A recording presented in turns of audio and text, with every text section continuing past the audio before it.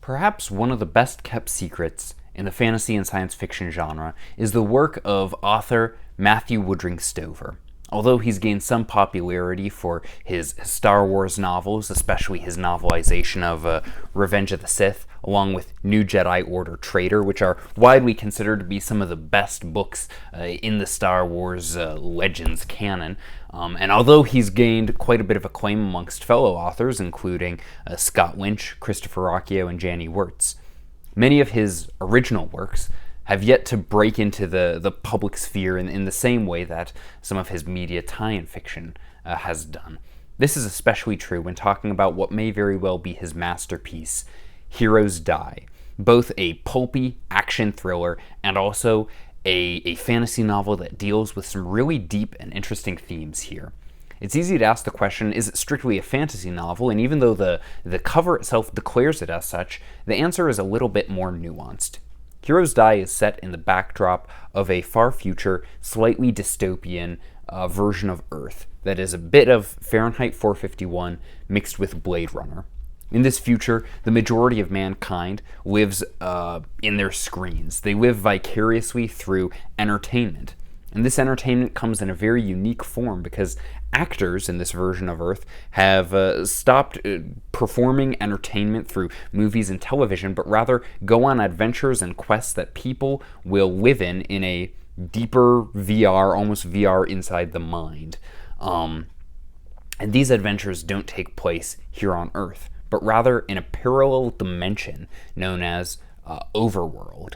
Overworld is like the world of A Song of Ice and Fire mixed with a very Conan the Barbarian sword and sorcery type of setting. And these actors will go and have adventures there and fight and battle people there, and many will are seen as assassins or as warriors. A lot of Dungeons and Dragons style of adventures happen there, and the people on Earth will either experience these things live or by recordings of them, and experiencing them once again in a very vicarious way where they experience it as though they are the ones who are engaging in these adventures themselves. And the story of this book specifically follows the actor Harry Michelson, who in Overworld is known as the hero and assassin Kane.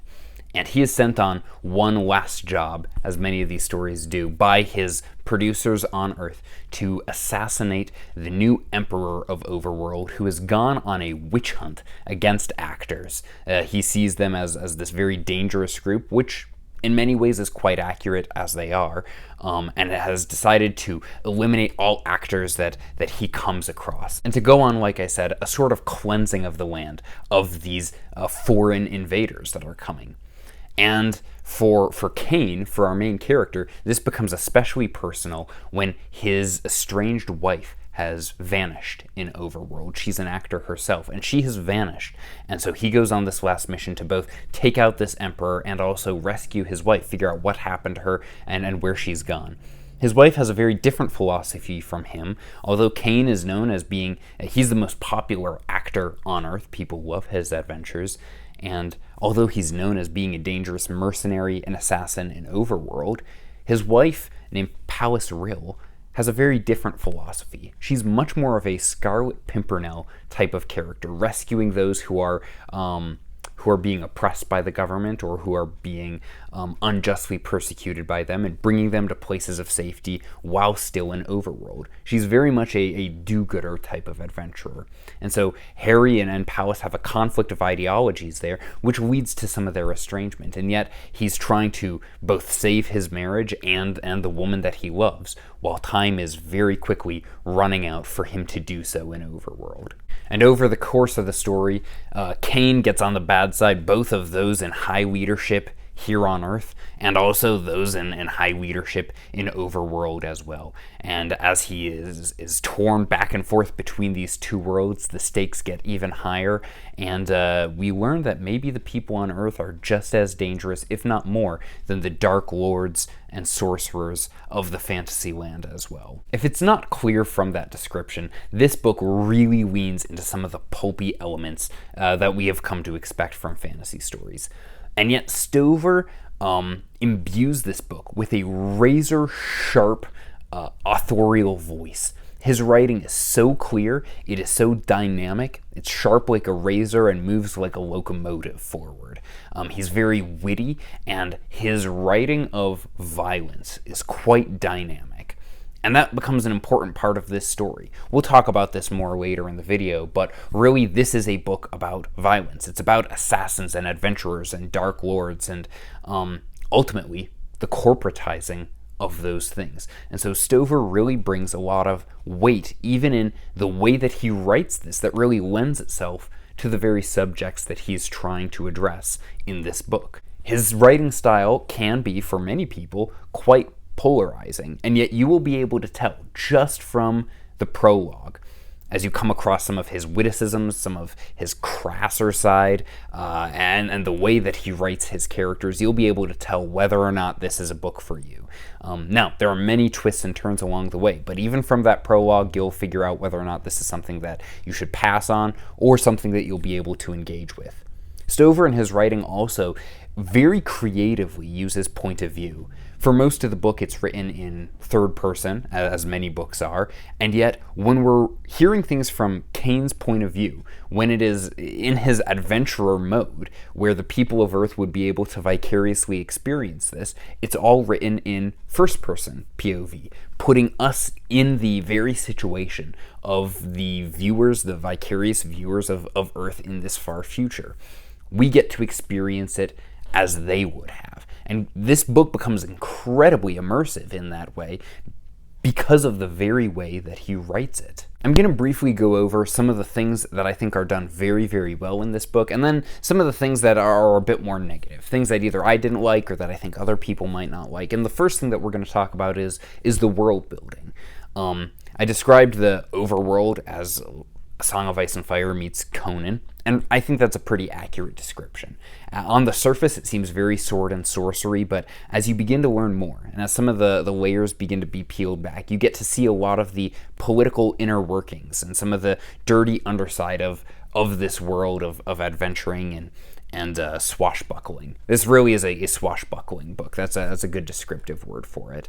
But as good as the world building is in the fantasy land, it's honestly even better, and in some ways, even more interesting, back on Earth. How has the world gotten to this state where people are addicted to their screens? That's interesting.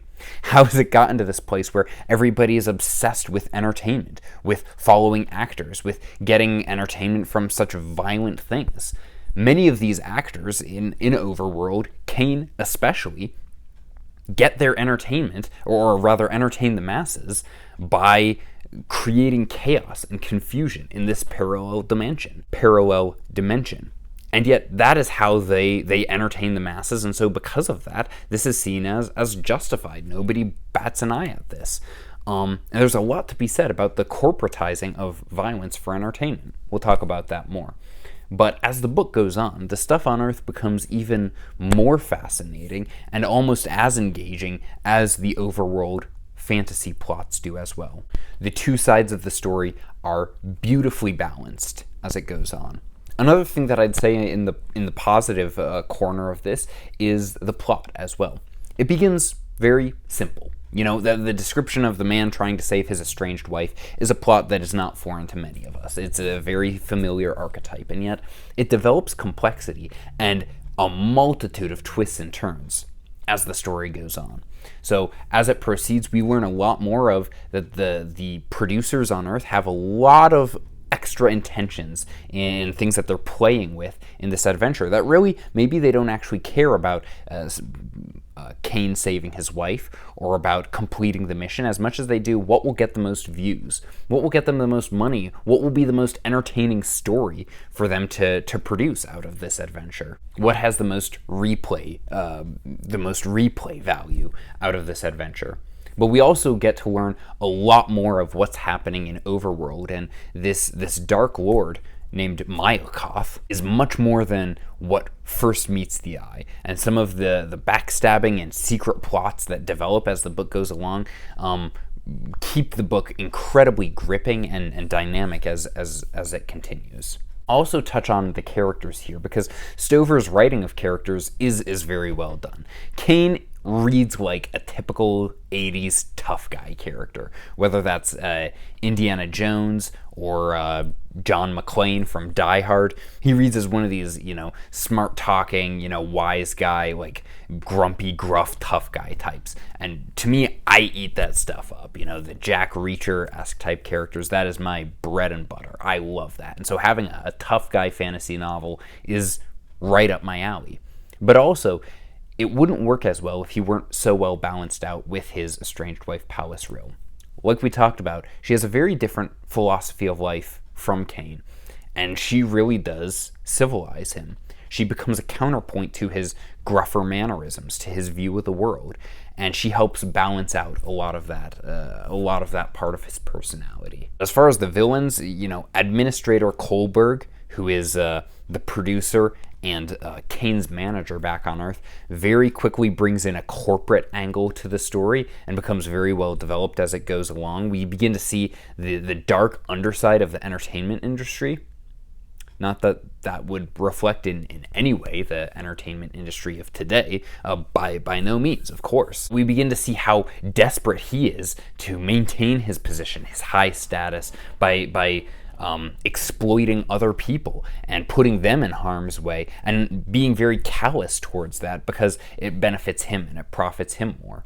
And we also get to see the Dark Lord, Emperor, Sorcerer type character, Milkoth. And he's just a very, very fun character. He's incredibly entertaining, while being very dastardly and evil as a character. He's mustache twirling to a point, but there is a lot of depth to his character as well. And even though he is almost unambiguously an evil character for much of the book, there is still a lot of depth provided there because of how good of an author Matthew Stover is.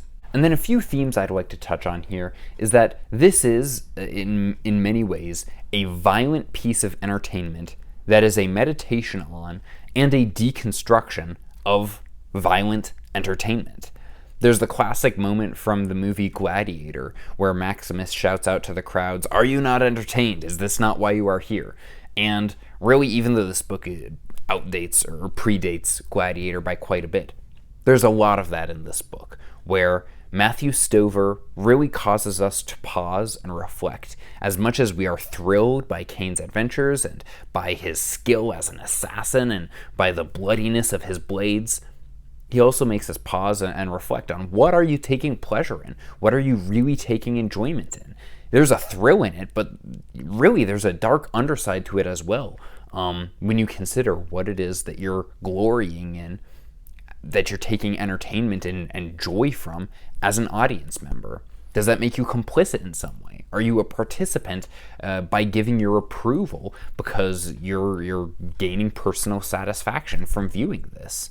And even though this is a fictional story and you can tell yourself that people aren't actually being hurt, there are many forms of entertainment that we indulge in today in which that's not the case. Whether that's people on the internet or people in the media who profit over stirring up controversy, often which can lead to actual destruction of people's lives or acts of violence.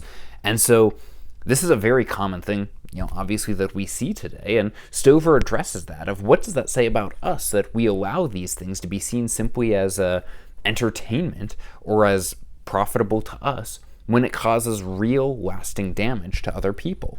But also, what type of damage does it do to your soul when these are the things that you look for to stave away some of the boredom that you deal with in life? What does it say about us? And what does it say about the type of entertainment that we consume that many people actively cheer for blood?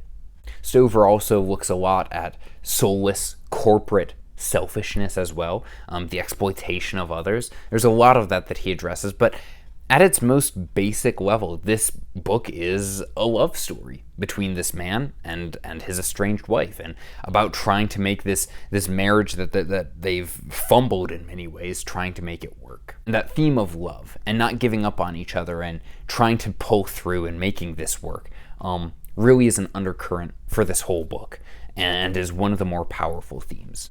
As far as bad things in this book, some of these are specifically negative to me, but some of them are things just to be aware of. And the first is that this book very much reads like an 80s action movie in a lot of ways. And to me, I love that, couldn't get enough of it. But for some people, they might be turned off by that. There's a lot of violence and action in this book.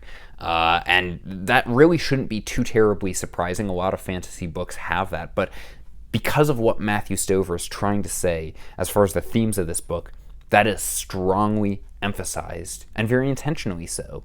And to some readers, that might make them uncomfortable. But I don't know that that's necessarily an accident. I think Stover might be very well doing that intentionally in this book as well. But Stover also brings a lot of his own personality into how he writes this book, and this is actually one of the negative points for me, is that it could get just a little bit too crass for me, and there are a few specific points in the book as well, where it's just, he puts characters in a situation, or there's a few things, especially with some of the bad guys, that are just a little bit gross. To me, that didn't ruin the book, and I got the point that he was making, but were just a little unnecessary in my mind, or more than I was looking for. So, like I said, you'll be able to figure out within the prologue or the first few chapters whether or not this is a book for you, and it'll become very clear whether or not Stover, whether you're comfortable with the places that Stover is going to go very early on. So really, these are small negatives, as on the whole, this is a very entertaining book, but also very thought-provoking, and very, very well written by Matthew Stover. In conclusion, I'll just say what I've been saying before. Stover is a master of his craft. This is a really underrated book in science fiction, but specifically the fantasy genre as well. I know it has become a bit of a cult classic.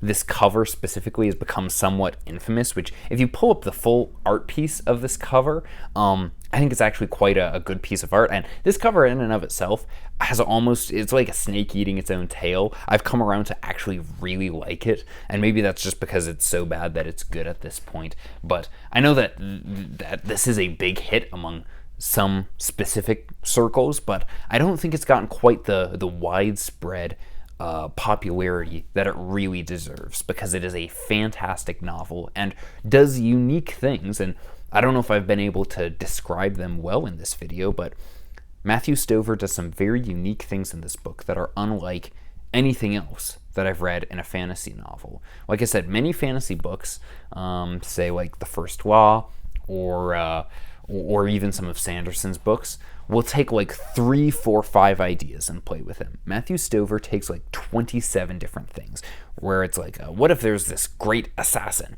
who's also teleporting into this sword and sorcery world to fight a Dark Lord wizard, but he's also being controlled by corporate overlords in the world of Blade Runner and Fahrenheit 451, and he's also trying to save his wife, who's the Scarlet Pimpernel. And that's not even touching half of what is in this book. Matthew Stover plays with so many different things that even if 1 or 2 things might not work for you, there's a good chance that there's a lot of other things that will. This really is an underrated piece of fantasy, and I think one of the reasons for that may be that it breaks a lot of genre rules. There are a lot of places where you expect Stover to go one way, and he goes completely the opposite direction. He really keeps you on your toes, and for me, I absolutely love that. Anyway, I know Heroes Die has gained some more popularity in recent times, but I think it deserves much, much more, especially since it is such a unique specimen in this genre. So if you have read it, be sure to let me know what you think, and if you haven't, go read it, see if it's something that clicks with you. This is not a book for everybody, but I think for those who it is tailor-made for, I think it'll fit quite nicely. So anyway, hope you all give this a chance, because it really is something special.